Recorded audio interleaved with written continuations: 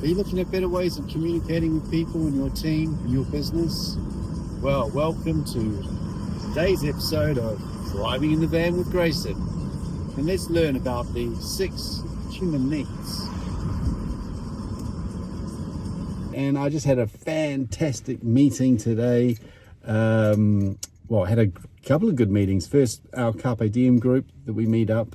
That was great. And then following that, I met up with Andy and fantastic chat. Really inspired. What should have been maybe less time became longer because we had such a good time talking. One of the things that reminded me of is the 6 human needs, and paraphrasing what Tony Robbins talked about, these 6 human needs, 4 of them are required. We need 4 of them. The other 2, not everybody gets to. Now, what are these needs? And when we look at it in the people around us, we will see them. The first one is certainty. So we need certainty in every day. Now, Maslow's law talks about this, a hierarchy of needs. So those psychologists out there will understand this one. Starting at the very base, we need shelter, we need food. And then this goes up to the very peak, which is self-actualization. So what is your purpose? What is your reason for being here? But that first one, that certainty, and you need to know that you've got a roof over your head and food in your belly. Without that, life is stressful. We could agree. The second one is uncertainty, because it's the spice of life. You need some challenges. You need some risk taking. Life gets a bit boring if you're not, we watch football, but if the same team won again and again and again, life would get a bit boring. You want those challenges. Maybe the social media, or I should say the media, plays into this a little bit more. There's a war here, there's almost this degree of uncertainty. But too much is also not good. Third, what's number 3? Significance.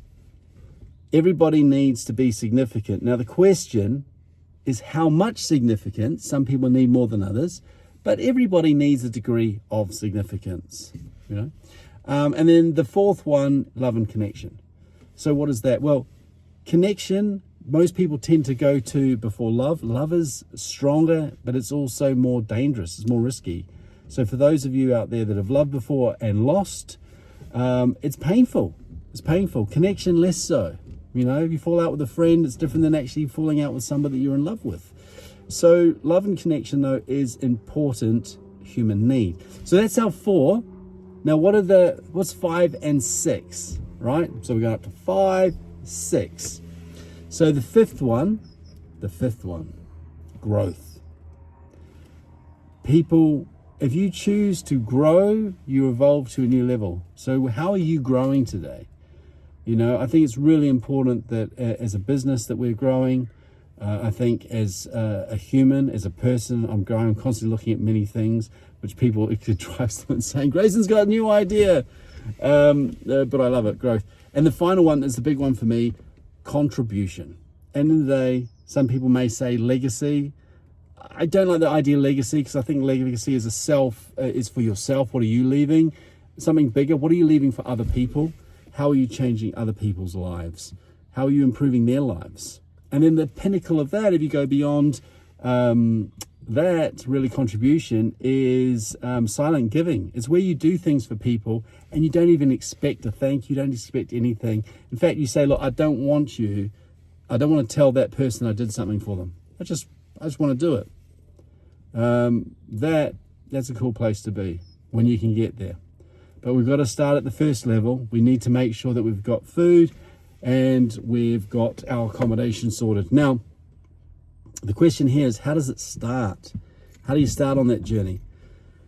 Well, I think, I was thinking about this the other day, and I thought to myself, we talk about growth and compounding interest and finances, and how if you start early enough, in your 20s, you're saving for retirement. It's fantastic because it just significantly improves. And it does.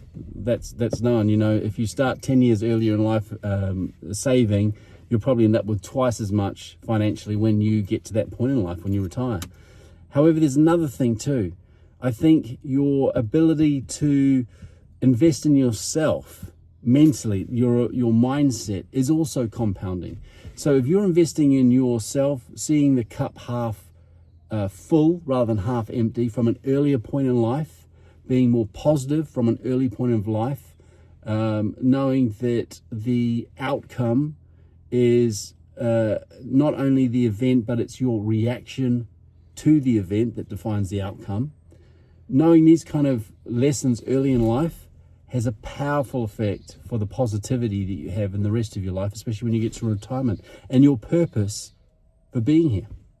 So anyway, on that note, I'll leave you. We're getting on 5 minutes. It's a nice sunny day, and I'm heading off to another meeting.